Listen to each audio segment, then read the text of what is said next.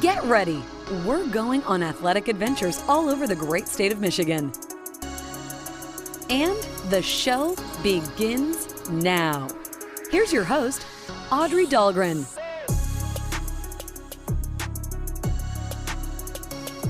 Hello and happy Friday, everybody. This is the hashtag Friday Feels show, and I want to know, what has you all up in your feelings today, good or bad? As always, you can share it on my Facebook page, The Audrey Dahlgren Show, or on Twitter at Dahlgren Show. And I am really looking forward to tonight's preseason game between the Buffalo Bills and the Detroit Lions. I mean, I am so jazzed for this game, Alex. Not 2 Vene coffees with 2 shots of espresso and each of them kind of jazzed, as Dan Campbell likes to order at Starbucks every day, but you get the point. By the way, that's more than 1,000 milligrams of caffeine, which also equals more than 10 Red Bulls. That's insane. Oh, yeah. But definitely a lot of excitement, and that is why. This is the first preseason game for the Lions this year. Under the new regime, it's a new era in Detroit. It's at home at Ford Field at 7 o'clock. And kind of in a way reminds me of Michigan State's football team, just because I guess in a compelling standpoint, there's so many question marks, so many things going into this brand new year that a lot of people, they want to know about the Lions. And we're going to talk about Michigan State in the second half hour of the show. But I say that because, like I said, it's similar in a sense with Michigan State and the Lions going ahead in the 2021 campaign. You know, I want to see how Campbell coaches on the sideline, number one. That's the first thing. I know that sounds maybe like a weird thing to be looking at first right away, but I am going to be paying a lot of attention to how he just conducts himself on the sideline. We know that he's full of fire and intensity, and so how is that going to translate in a game setting? And, you know, a lot of times too, you know, they do have some portions of practice that are open, but, you know, you're not privy to seeing the whole practice in Detroit. And so in this format, though, I mean, it's going to be a full game. You're going to see, you know, like I said, how he interacts, what he's like as a coach on the sideline. And so that's one thing I'm really looking forward to looking at tonight. I just think that the body language aspect of it, you know, we've said this a couple of times before on the show, when it comes, you know, with Matt Patricia and how he handled himself on the sideline, I just think that there's going to be so much more fire there. And I think that it resonates a lot more with the players. And that'll be something to look out for, is just Dan Campbell and his coaching style in a game on the sideline. And the second thing that I'm going to be paying close attention to is quarterback Jared Goff.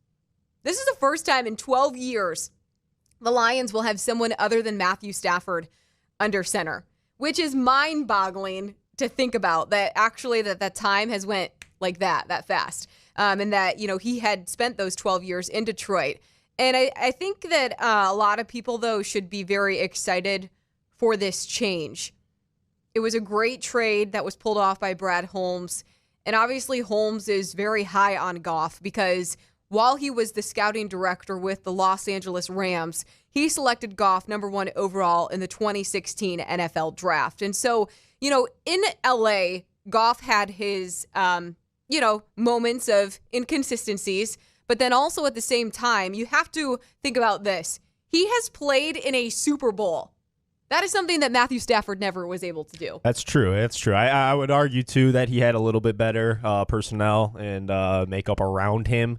I mean, I'm not going to go as far to say I expect Jared Goff to be better than Matthew Stafford, especially, you know, stepping in year one. But I do think that he's going to be better than what people think. I don't think he's just a toss away, you know, in the trade, just trying to, you know, an add in to get rid of Matthew Stafford. I really do think they're going to give him a real honest look. I mean, he's a good young quarterback. I mean, I remember, I think it was 2 or 3 years ago, but back when Rico Beard was doing the Spartan Bee, and we were he's not, I wouldn't say a Matthew Stafford hater, but he is definitely not a Stafford apologist. He was definitely in the camp that he was part of the problem. So we were kind of debating, you know, basically, you know, who's better than Matthew? Who would you rather have than Matthew Stafford? And at that time, Rico Beard listed Jared Goff as a quarterback he would take head-to-head right above Stafford. Now, I don't agree with that completely, but Jared Goff is not a waste away. I mean, he's a starting caliber quarterback, and he's a young one, and maybe a refreshing, scenery or a change of personnel or whatever the case may be might kind of, kickstart him a little bit even more. And you never know. A new fit can always make somebody blossom a little bit. So I think to have a little bit of optimism for Jared Goff is the right thing to do. But, I mean, temper expectations. I don't expect him to come in and be a Pro Bowl quarterback right away or anything like that. But he's definitely good enough and has a good enough resume to give him an honest look for, to be that franchise quarterback potentially. And if not, I think you're in a good position to where you'll be able to move on from him in a couple of years. Yeah, what Brett Holmes had mentioned too is that in this trade, when they, sent Stafford to LA and then they were able to get Goff, is that he's not just, like you said, like a placeholder quarterback for this franchise. He is the quarterback that they see as the future of this franchise. And it's not, let's keep him here for a year and a half or 2 years until we find a quarterback in the next year's draft that we think is going to be the quarterback of the future. Yeah. And so building those pieces, though, those are, we list these questions about tonight in this preseason game. And, it is going to come down to the pieces that he does have around him. And there are a lot of questions on the offensive side when it comes to the pieces that are around him. But, I think it is going to be interesting, though, to see how Campbell and his staff utilize Jared Goff in the preseason opener. I don't know if he's going to be just, slinging passes down the field, every play, or if, it'll be interesting to see how, like I said, they use him. But we'll get more into the offense question marks, who are the pieces around Goff a little bit here in a second. But the other position group right away that jumps out is the secondary. And that's something that people should pay a lot of attention to tonight as well. Obviously, there's former Ohio State player Jeff Okudah, who the Lions selected number 3 overall in last year's draft. And his rookie season, we've mentioned this before on the show, it was not what anyone had hoped for or expected. Number one, he was adjusting from college to the NFL, and that's a huge adjustment. On top of that, I think that maybe some of the coaching played maybe a little bit of a role. And then the injury aspect was huge. He didn't really his rookie season didn't pan out at all the way that anybody had expected it to. But so far in camp, he's been impressing Dan Campbell.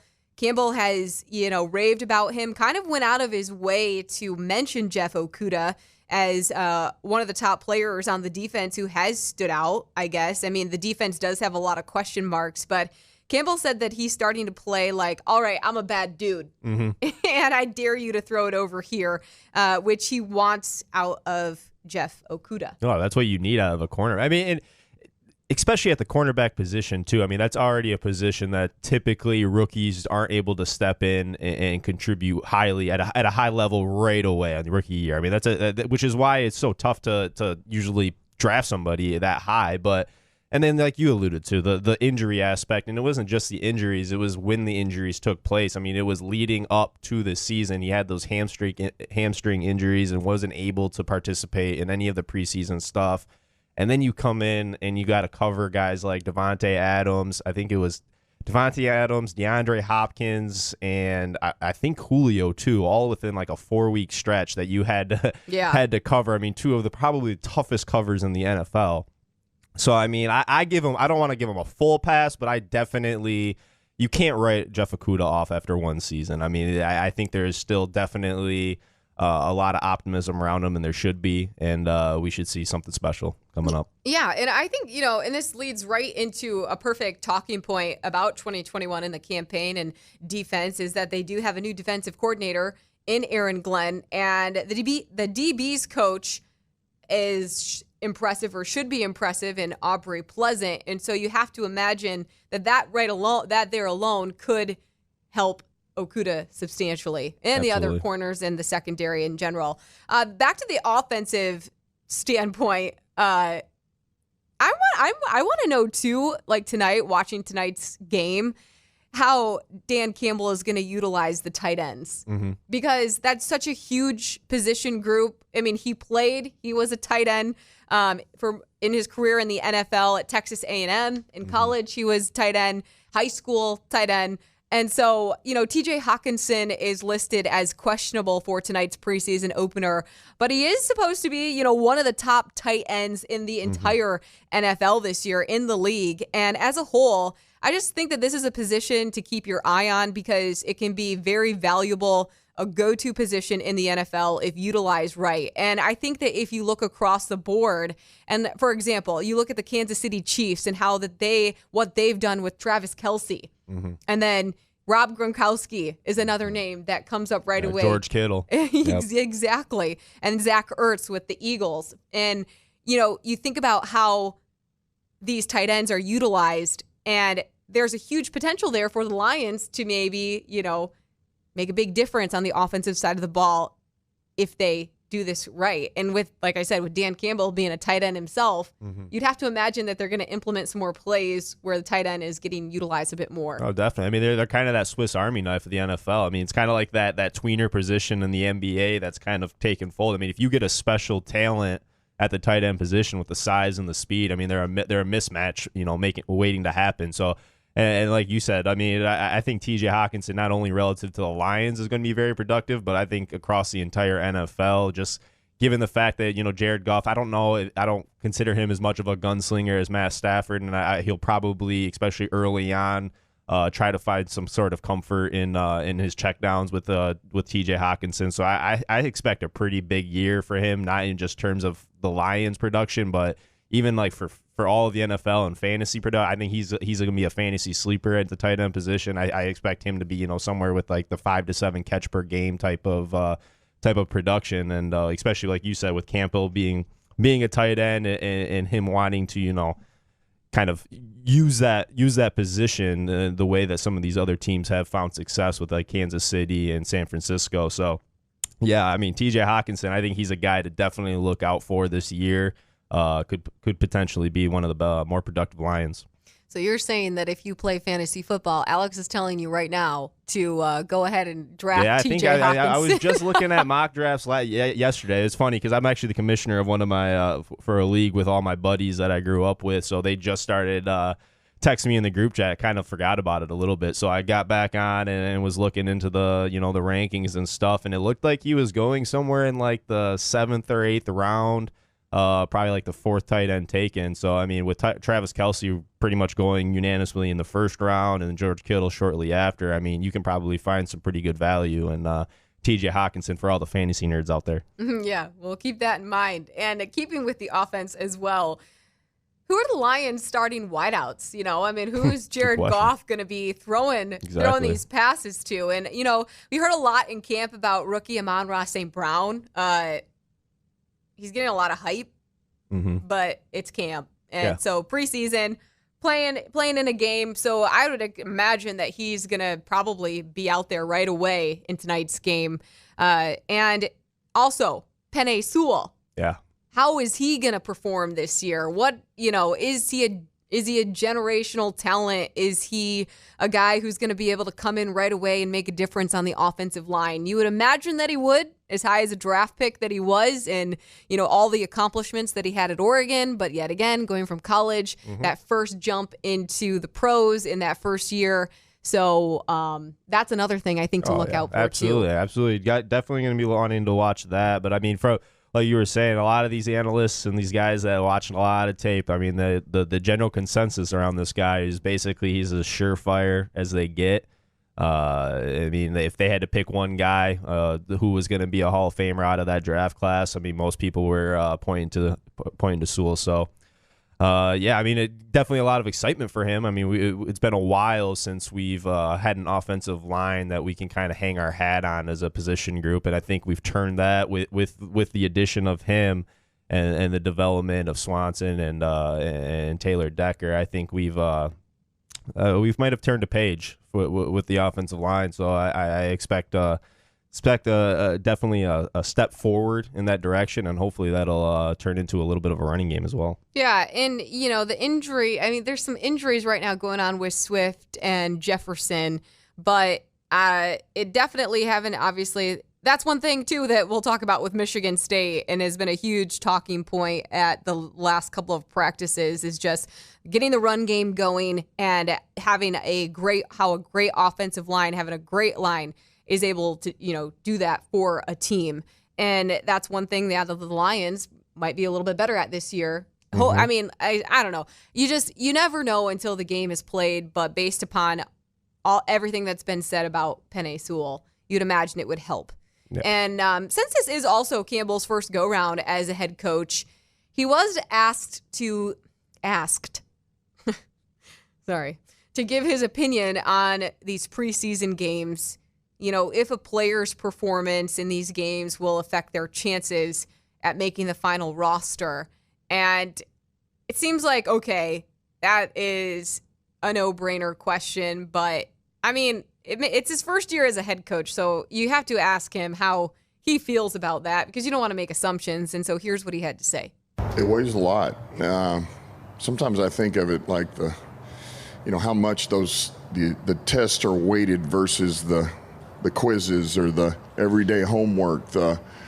You certainly the people that put out the work day in, day out, and you know who they are, that's you can't lose track of that. But yet even those guys, if you do that every day, but then all of a sudden every time the lights come on, those are red flags. And so you can't ignore those. You just can't. Now, you have to take into account a guy does those things every day, the right things over and over in practice, but yet when you get in these preseason games, it's too big, it's too big. Well, how young is this guy? He's a rookie. He said, well, let's see where he goes. Let's give him a chance to develop. Maybe he can grow out of that. But I don't think you can ignore that. I think where there's smoke, there's fire. And I think there is I just think those things show, man. And they have to be taken into account because that's what Sunday is, man. It's about the lights and the pressure and everything that comes with it and the guys that rise up. It's true. It does come with that. I mean, if you can't perform under pressure, you're going to be in a lot of trouble. And so anyway, I appreciate that, hearing that, because it does make a lot of sense. And so this is going to also be, as we mentioned, first, it's preseason opener, but this is the Lions' first home game with fans in the stands since the 2019 season. And so it's going to be just bumping in Motown today. Oh, absolutely. Absolutely. Yeah, I would expect a pretty heavy turnout, even with it being a preseason game. I mean, the Lions faithful always turns out. So, yeah, it should be exciting. Yeah, the Family Fair Fan Fest that they had last weekend had quite a big turnout. And so I'd imagine for the preseason opener, yeah, they're going to have a lot of people in there. And so it will air at 7 o'clock on the NFL Network. And we'll be able to have some answers to these questions, which is great. And so if you're a Detroit Lions fan, you're going to be glued to the tube. But then again, the Tigers play tonight as well. And now they're in second place in the division, bumping the Indians out. And so they're also playing the Indians tonight. And you have Miguel Cabrera, who is on the cusp of hitting career home run number 500. Cade Cunningham and the Pistons, they're facing off in the summer league too tonight. Oh my gosh, you need three TVs. Yes. Who are you gonna watch? What are you watching? No, but that's all great stuff. It's awesome.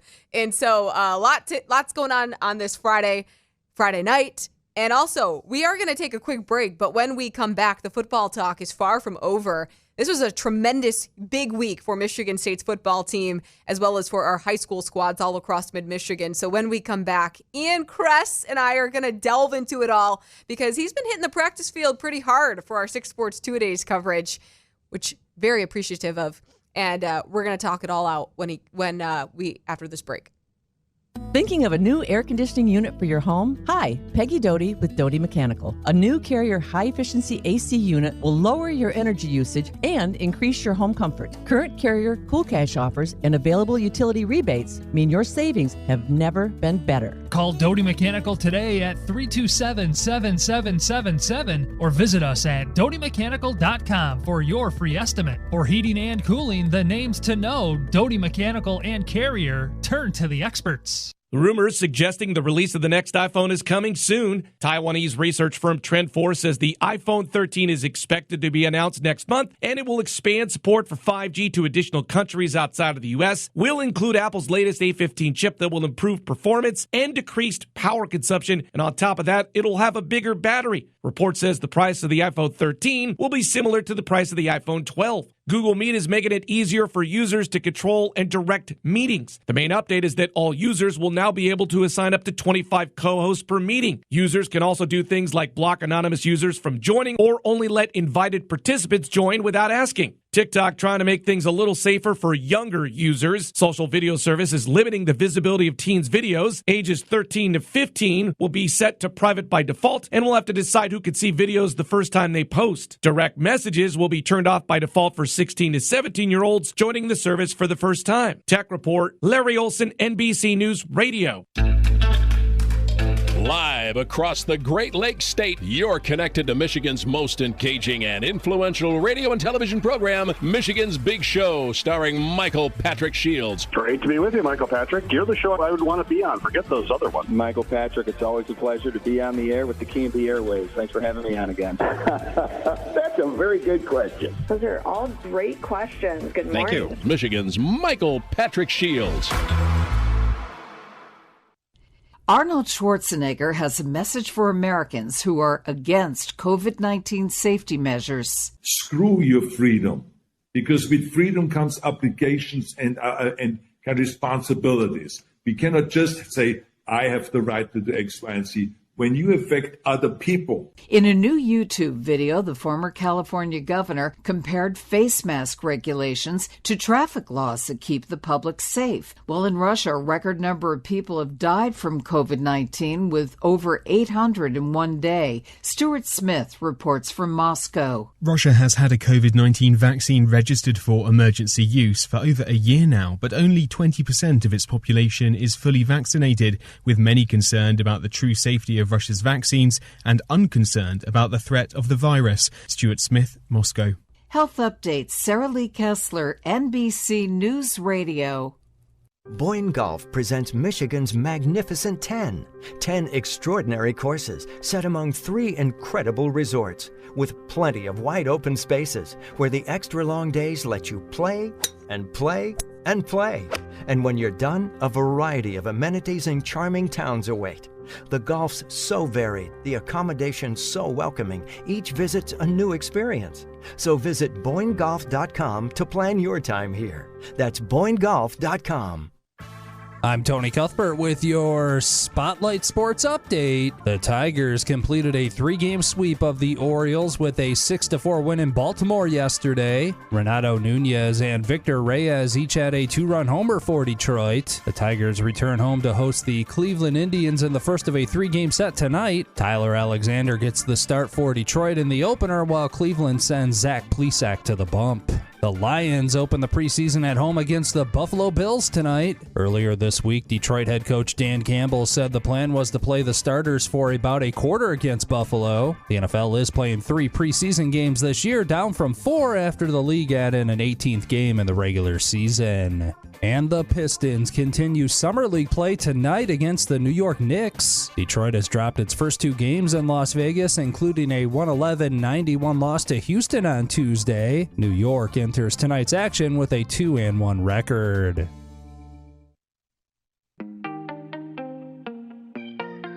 Welcome back to the Audrey Dahlgren Show. It's my team. It's my quarterback. The Spotlight Radio Network. On Wednesday, Michigan State's football team held its first fully padded practice of fall camp, and Ian Kress and I were there. Welcome to the show, Ian. Yeah, thanks for having me in studio. It's great to be here. I know, in person. Yeah. I know we normally see each other in person, but being here is a little different setting. Yeah, exactly. It is a little bit different. And we both can attest, though, that the pads were really popping on Wednesday, weren't they? Oh, yeah, right away, too. The second we got out there, they were running, whistles were being blown, and coaches were yelling as they were getting at them, and they were running at each other. So it was cool. It was really fun to see that because I feel like we don't normally get to see that when the 15 minutes that were there. So it was cool that Mel Tucker kind of, I don't know if he planned that on purpose, but it was cool to be there and see them really get after it and see Tucker really animated. I think that's a yes. good way to put it. He was very animated. And I'm not sure if any of you saw our cold open, their intro to our show at 6 o'clock on Wednesday, but we put together a little compilation of the hitting at practice between the receivers and the defensive backs. And then also before we opened the show, we put in Tucker in his little animated portion of it where he literally, was telling people, get your effing foot on the line. He was, yes. And we bleeped that out, of course, but just to give you an idea of how intense it was at practice. There were a lot of swear words that were said by Tucker, but it was cool, though, honestly. Yeah, and the other thing, too, that so being a part of practice like that is something that we never really saw with Mark D'Antonio because we were only there usually for just stretching. Right. And so with Mel Tucker, you're able to see some of that intensity come through. They're actually going through more than just drills as well, kind of like a play setting almost. And so we saw that Connor Hayward was having some reps with the tight ends, which was interesting. Right. Because usually, he at running back is where he's been. And then, Peyton Thorne and Anthony Russo. Peyton Thorne was with the ones, or with the first guy to throw some passes. But what else, Ian, jumped out to you, would you say, watching? We mentioned the intensity, the hitting. Those are some other key tidbits. But what else did you take away from practice on Wednesday? Yeah, I mean, the intensity obviously was there. But I think a guy that really stood out to me was Keon Coleman. I think he's a guy a lot of people, I think, can be excited about coming up because he's committed right now to play basketball and football. But I think you've seen a lot of those videos. He's in a lot of them. And he's really maybe he could be a key guy for them. He's got the size and the build to be a guy that can start right away, even though he is a freshman. But I think he was really getting after it hitting-wise, and he was welcoming that physicality. And I think that's something that was pretty cool to see out of a freshman especially. Yeah, physicality was the emphasis of practice on Wednesday, especially with it being the first fully padded practice for Michigan State. And Mel Tucker designed it that way. He wants to see the guys that are going to be physical out there, that are going to be tough, that are going to give the most effort. And it's actually something that he spoke to during his press conference after, or media availability after practice. And so, Alex, let's roll that clip of Tucker about, just in a sense of what he's looking for when it comes to who is going to play in the opener come September 3rd at Northwestern. I told him this morning, that's why we're out here. We're finding out. We're working to improve our technique and our fundamentals and, know what to do and know why to do it and things like that and become more physical. But we're actually finding out who can help us. Who loves football, who lives football. And we're going to play the guys that play with toughness, mental and physical, that know what to do and give effort. Those are the guys that we're going to play. And then we'll fit our schemes to fit those guys and do what those guys can do. But that's the guys that can do that are the guys that are going to play. It may not necessarily be the most talented player, but you have to give extreme effort. You have to know what to do, and you have to play with mental and physical toughness. The interesting thing to take away from that is that he mentioned that the most talent, it might not be the most talented players. Right. Yeah, that's something that's different because I feel like you want the talented guys out there, obviously, but if they're not showing the effort that Tucker wants, then he's going to say, hey, you can't play. You got to have the talent. You got to be driven in practice. And I think that's going to push guys maybe a little more, even though they have the talent, but maybe they want to show it even more, like a Kenneth Walker. He's got the talent, but if he shows that he's going to put in all effort every time, every play, every rep, Tucker's going to want to play him every play. Yeah. Yeah, and he was mentioning, too, how he was impressed with Elijah Collins. He's been impressed with Elijah Collins and what he's been able to do this year. And that's a guy who is, you'd hope to have a good season just because of everything that he went through last year. And he was off his game because of the COVID situation and having COVID, which none of us knew about until after the season was over. Nobody had an idea that he was dealing with that. And so it made a lot more sense as to why he wasn't maybe performing up to the standard that he was performing to.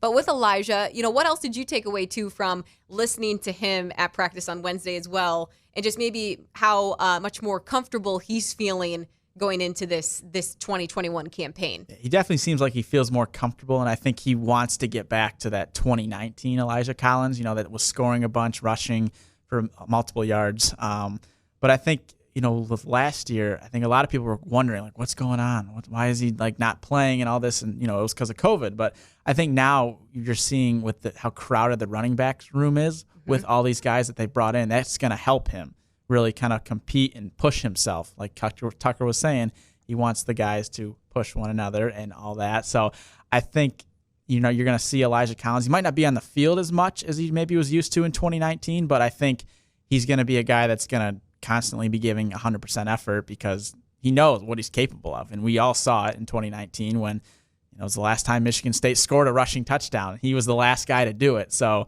I think he's looking forward to the season kind of bouncing back in a way. Yeah, and this leads us perfectly to the offensive line, which was a huge topic of conversation on Wednesday's practice. Chris Kapilovic, he was all up in the linemen's, I don't want to say grill. That's not the right thing to say. In their faces. He was definitely in their faces, and calling them out left and right, which that's his job to do. But also it just speaks to the culture of accountability that Michigan State and Mel Tucker, that they want to build and what they're trying to do, that culture of accountability. And it's something that I actually asked Coach Cap about just because noticing it, I know that it might not seem like it's not out of the ordinary that he'd be calling them out, but in the same sense, I wanted to get a better feel for, why he feels this way or why he has to hold them to that standard. And because he literally said to him after one of the drills, he was like, I have to call you out on this, right? So don't take it personal. And so, Alex, let's play that clip from Coach Cap. They know that I'm a little different off the field than I am on the field, just like they have to be, right? You can only play this game one way up front. And there is no plays off up front, right? It's not like you're on the outside and they're going to run the ball the other way and you can kind of coast or something. Everybody's got a critical role in every play. And so it's really, I always talk about like mental warfare in the sense that you have to push yourself every snap, and it starts in drill work. If you take a play or rep off in drill work, you're going to do the same thing when you get tired out in the field. So, that's the job of an old line coach, right? We got to be great teachers, but then we have to push them. At every snap, and if you let it slide, then it'll become habit. So, they respond and they understand when I'm getting on them, it's for a reason. What we're trying to get to is we get some of the players doing it as well. Don't be just a coach-led group, let's be a player-led group, and then we're going to really have something. There's a lot of excitement surrounding the offensive line. Yes. Oh, yeah. A lot of new guys, a lot of same faces that we've seen, like Matt Allen, who's been there once or twice. 6 years. Yeah. He's been around the block a few times. So I think that's encouraging, knowing you have a guy that can lead the way like him when they're, like he was saying, he wants the players to coach as well. And I think Matt Allen is the perfect guy to do that. His brothers have been at Michigan State. He knows what it takes to lead a successful offense because, like we all know, it starts up front. And like Coach Cap was saying, you can't take a play off. And I think that's very important because, you got guys coming from all sides on the defense, and you got to be prepared to protect the quarterback, create holes for the running game. And I think that's something that they're trying to do well because obviously they weren't it last year. They had multiple problems when it came to that last year. Yeah, and they're aware of that. Yeah. They all know that, And the other thing, too, that Kapilovic was, when it comes to Matt Allen, where he may have an edge over, because this was the other part that's interesting. Even though this is going to be his 6th year at Michigan State, all those positions, those 5 positions on the line are up for grabs. Yeah. They didn't come out and say that Matt Allen was going to be the starting center. Yeah, wouldn't that be something? 6 years, and he's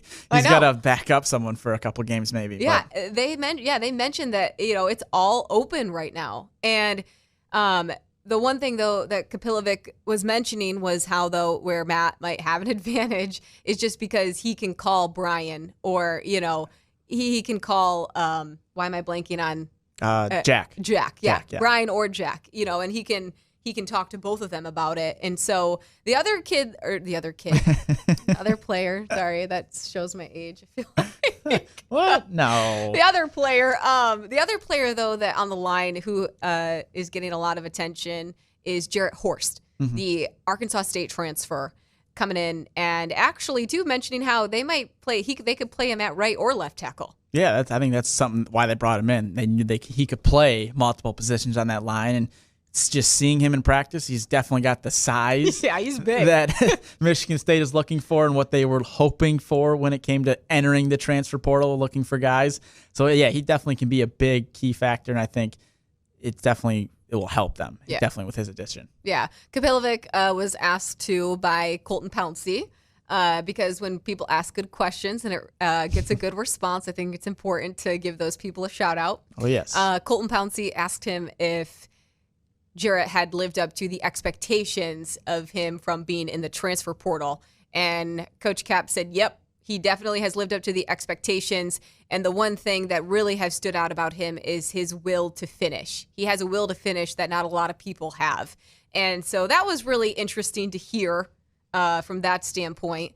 I'm trying to think if there was anything else right away that jumped out from being at practice on Wednesday. Those are the key hot points, I think. Yeah, the intensity obviously was the biggest takeaway. I would say maybe Ethan Boyd of East Lansing. Coach Cap touched on him a little bit. He did. There's times when he looks like he knows what he's doing. He looks like he's been here a few times, but then there's times where he looks like a first-year guy. So I thought that was interesting for the East Lansing grad. Yeah, that is definitely something to note as well. It was funny too because before fall camp started and over the off season winter conditioning portion, Coach Cap was mentioning how they have been having to watch him with his weight because he was eating so much in the. Oh, it'll do that to you when you go to Michigan State. That dining hall, it'll get to you.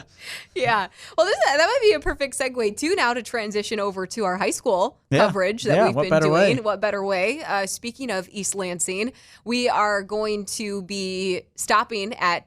Actually, Ian and I are going to East Lansing's football practice right after we get done here. Yeah. They are continuing their 2-a-day workouts in preparation for the season opener or for the season to begin on Thursday, August 26th. We will have, by the way, that's the first fifth quarter show that we are going to have on the Channel 6 side is August 26th. It's a Thursday.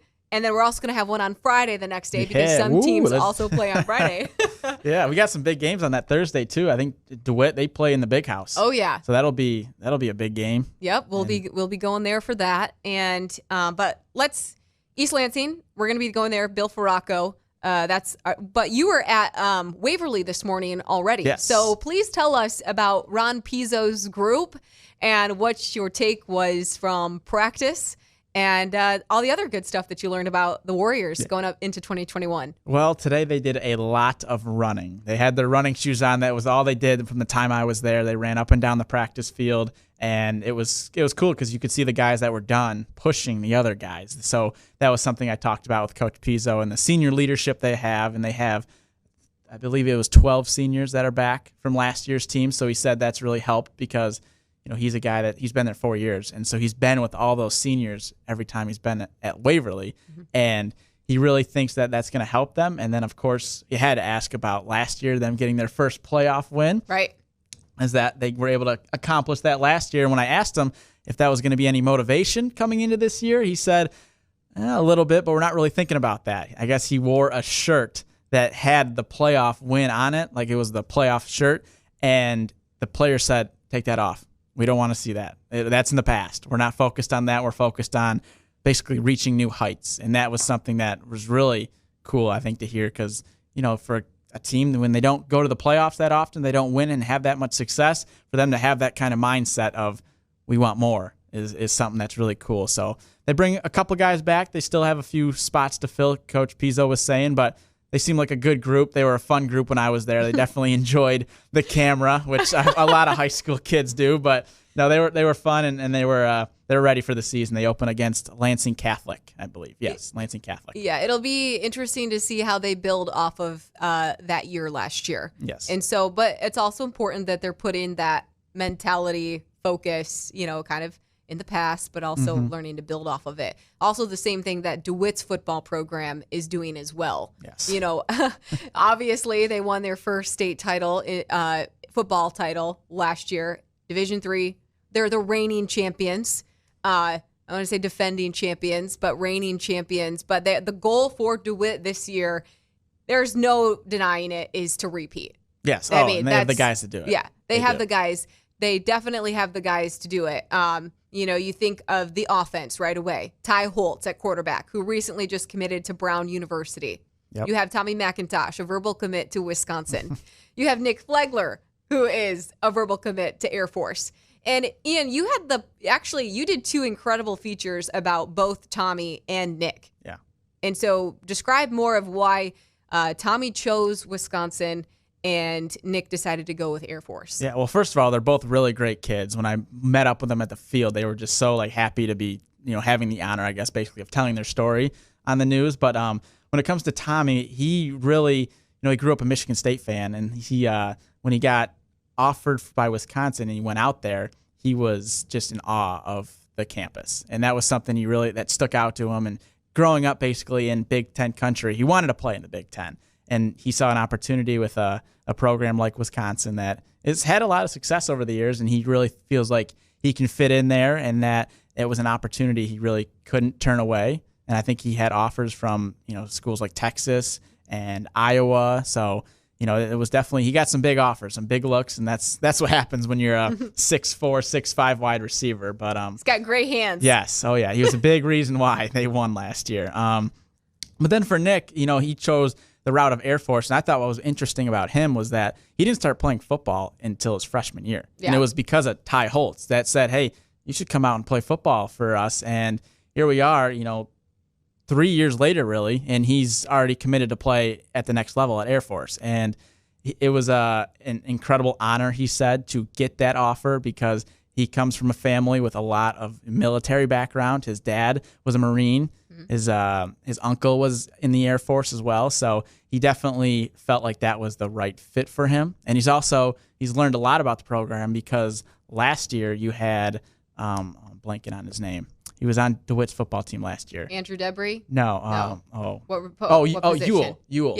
Yeah, Ewell's going to the Air Force to play football as well, and so he was able to talk with him about just the opportunity and what that's going to be like and how it went for him. So he's definitely had someone to look up to in that regard of how it can be. And I think he's excited and he's ready. He's ready to show a big senior season as well. I think, all of DeWitt's football team is ready to, they want to make their own mark too. I mean, obviously they really relished in the fact of winning that first state championship in the school's history last year. But now this senior group wants to leave their mark. And so I fully expect, though, too, that DeWitt will do that. And their offensive line, which we haven't talked about, but is huge this year, ranging from 6'6" to 6'2", and there is at least one guy who is over 300 pounds. So their offense is stacked to the max. Oh, boy. So watch out for the Panthers on offense. We also went to Grand Ledge this week and visited with Coach Joe Bry and the Comets, and right now they're in the midst of a quarterback battle for who is going to play for them at that position. It's between 3 different guys right now, and so hopefully they'll be able to get that worked out during camp. Additionally, they are very senior heavy as well. Joe was mentioning that of the 37 players that they have on varsity, over 20 of them are seniors. And so Grand Ledge is senior heavy this year.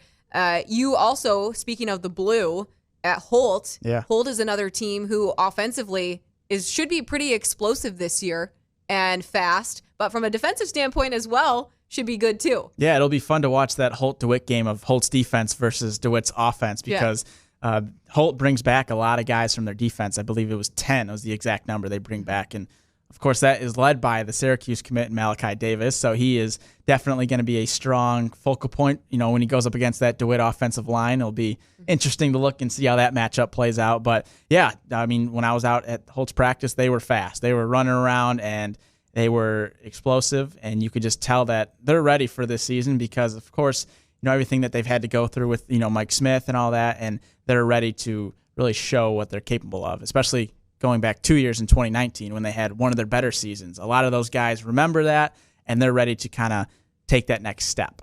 Yeah, and also with there is an update on the Mike Smith Memorial that is taking place. They have started building the entrance to the stadium, to the field, in his honor, and they do expect that it will be done by the first game, season opener kickoff against Caledonia, which would have been 2 weeks from yesterday. Yes. And so that is going to be huge to see that built for him, and it'll be a very, I would imagine, emotional night. One more thing before we go. We also went to Okemos this week. Brad Lilly has increased the numbers by double of what it was when he took over as interim coach 3 weeks ago, up to 34 kids. Sure, he wants more players to come out. They're expecting more, too. So they're expecting more. And went door to door knocking on people's houses, went to the mall to find players. And so he's really trying to build that program up. Whatever it takes. That's what he's trying to do. Whatever it takes. It's so far working for him. So we'll see how things play out for them this year. Yeah, it's been a fun first week of bopping around to all of our high school football teams for our 6 Sports 2-a-days coverage. As we mentioned, 2 more teams will be tonight, and that is Waverly and East Lansing. Everybody have a fantastic weekend, and we'll see you on Monday.